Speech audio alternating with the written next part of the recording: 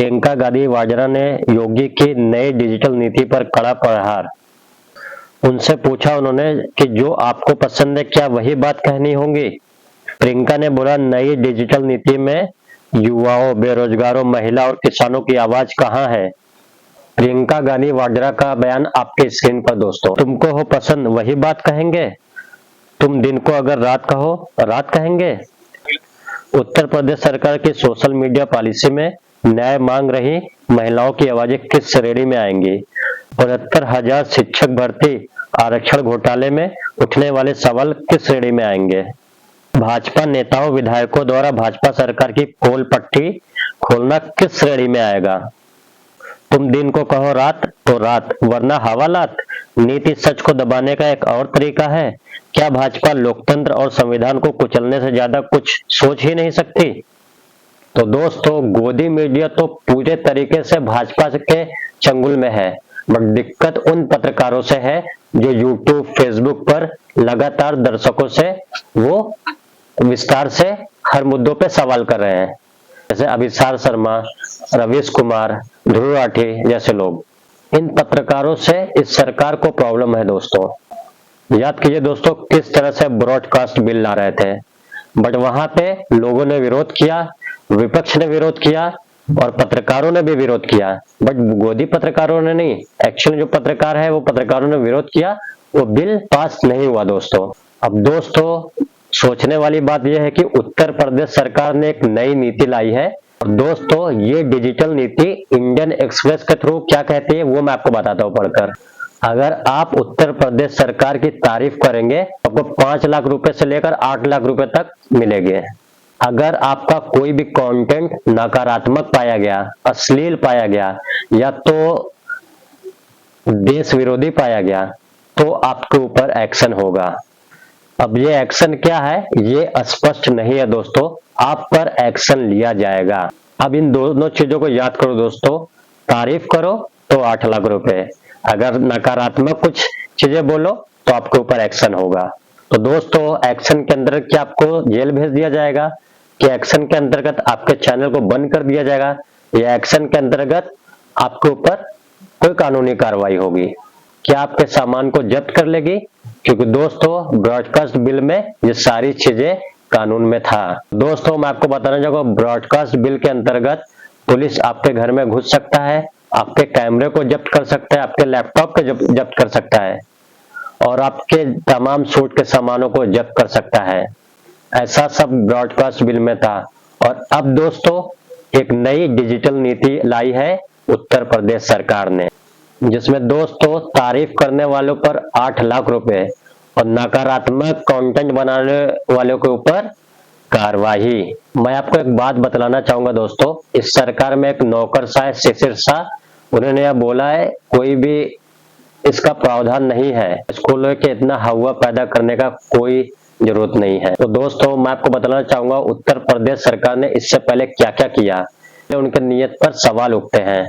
वहीं उत्तर प्रदेश में एक पत्रकार को, वो पत्रकार ने एक मंत्री से सीधा और सरल सवाल पूछा था दोस्तों, उनको उसके लिए जेल भेज दिया गया था।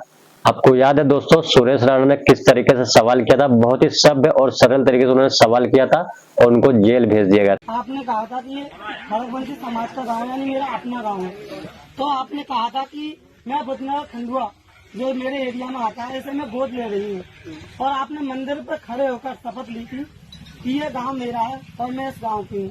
आपने जो गांव के बड़े बुजुर्ग हैं उनसे भी कहा था कि जो आप काम है आपका वो आप मुझसे कहें, मैं इसका पूर्ति कराऊंगी, और अगर इस बार मेरी विजय होती है तो मैं इस गांव में दोबारा आऊंगी। इसके बाद भी आप इस गांव में दोबारा नहीं आई थी। बुधनगर में एक भी बारात घर नहीं है, नहीं यहाँ पर सरकारी शौचालय की व्यवस्था है, और आपने कहा था कि मंदिर से लेके इस वाली रोड को पक्का कराऊंगी। आपने यहाँ से लेकर जो खंजा वाला रोड था इसे मैं पक्का कराऊंगी। अभी तक ये रास्ता इतनी कच्ची है, यहाँ बाइक तक पैदल वाले भी लोग परेशान हो जाते हैं। और गांव वालों की विशेष परेशानी ये थी कि आपने ये भी कहा था कि देवी माँ के मंदिर की मैं बाउंड्री कराऊंगी, आपने उसकी अभी तक सुनवाई नहीं करी थी। गांव वालों ने बहुत ही प्रेशर दिया था कि हम जा रहे हैं वहाँ पर, आपके कार्यालय भी गए थे, मगर उनकी कोई भी सुनवाई नहीं हुई थी। आप बताइए, आप इसके बारे में क्या। इसके बाद क्या होता है दोस्तों, इस वीडियो में आप देख सकते हैं जैसे कि सुरेश राणा को जेल भेज दिया जाता है और कोई बहुत बड़ा क्राइम नहीं किया, सिर्फ सवाल पूछे थे उन्होंने, कोई बदतमीजी नहीं किया, कोई ऐसे सवाल नहीं पूछे मंत्री महोदय से, कोई भी ऐसे उल्टे सीधे उन्होंने सवाल नहीं किए और उन्हें जेल भेज दिया दोस्तों। इसीलिए उत्तर प्रदेश सरकार का एक डिजिटल फरमान है जिसपे शक पैदा होता है दोस्तों। उत्तर प्रदेश में शीशर सिंह कहते हैं कि सजा का कोई ऐसा प्रावधान नहीं है। तो दोस्तों, क्या आपको पत्रकार नहीं चाटुकार चाहिए? और मैं आपको बताना चाहूंगा दोस्तों, कई ऐसे लोग लाइन लगा के खड़े हैं 8 लाख रुपए लेने के लिए कि वो सरकार की जो भी अच्छाई रहेगी तो वो अच्छे कंटेंट बनाएंगे।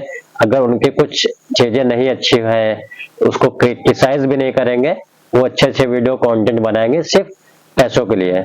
बट कुछ ऐसे भी पत्रकार, यूट्यूब पत्रकार है दोस्तों, जो सच को, जैसे प्रज्ञा मिश्रा हो गए, सच के सामने ने देखा होगा शुरू से उन्होंने कितना मेहनत करके और सच्चाई से हर एक मुद्दे को बेबाक तरीके से उन्होंने उठाया था। और आपको याद है दोस्तों, स्मृति ईरानी यानी कि अभी वो फिर से वापसी करने की कोशिश कर रही है दोस्तों। याद है उन्होंने एक इंटरव्यू में, ब्रॉडकास्ट के इंटरव्यू में उन्होंने बोला है कि राहुल गांधी एक अच्छे और सजे नेता की तौर से आ रहे हैं। मुझे लगता है कि राहुल गांधी की पॉलिटिक्स में एक चेंज आया है, पॉलिटिक्स में चेंज आया है। He thinks he has tested success.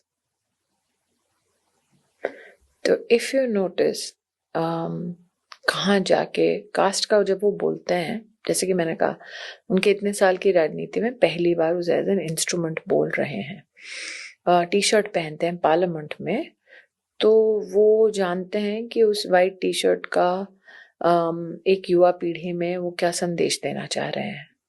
तो हम इस गलत फहमी में ना रहें कि वो कोई भी कदम जो है, वो आपको कदम अच्छा लगे बुरा लगे, वो कदम आपको बचकाना लगे, लेकिन वो अलग पॉलिटिक्स सबका। और इस बात पे दोस्तों समाजवादी ने बयान दिया है और कांग्रेस ने बयान दिया दोस्तों। सबसे पहले दोस्तों ओवैसी ने क्या कहा है ये मैं आपको वीडियो में दिखाना चाहूंगा, प्लीज गौर करें। नाकामियों पर पर्दा डालने के लिए योगी आदित्यनाथ ने एक नई स्कीम चलाई है। स्कीम के तहत सोशल मीडिया पर बाबा की झूठी तारीफ करने से कोई 8 लाख रुपए तक कमा सकते हैं। अगर आपने बाबा या उनकी पार्टी की कानूनी विरोध भी किया तो आपको राष्ट्र विरोधी घोषित कर जेल भेजा जाएगा।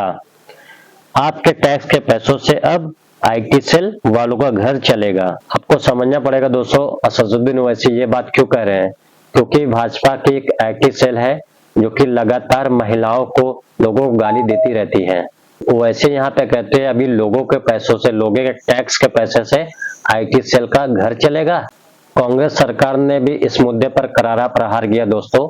उत्तर प्रदेश कांग्रेस सरकार ने क्या कहा है, सरकार सोशल मीडिया इन्फ्लुएंसर के लिए नई स्कीम लेकर आई है। इसके मुताबिक सरकार के काम का प्रचार प्रसार करने वाले को महीने के 8 लाख रुपए तक मिल सकते हैं और इनका विरोध करने वालों को सजा भी भुगतनी पड़ सकती है। यानी डिजिटल मीडिया पर सरेआम कब्जा। सरकार बिना किसी डर या संकोच सरेआम मीडिया को गोद लेने पर उतारू हो गई है। ये लोकतंत्र के लिए खतरा नहीं तो और क्या है। आपके स्क्रीन पर पवन खेड़ा क्या कह रहे हो दोस्तों, बीजेपी विरोधी या सरकार विरोधी टिप्पणी देश विरोधी मानी जाएगी?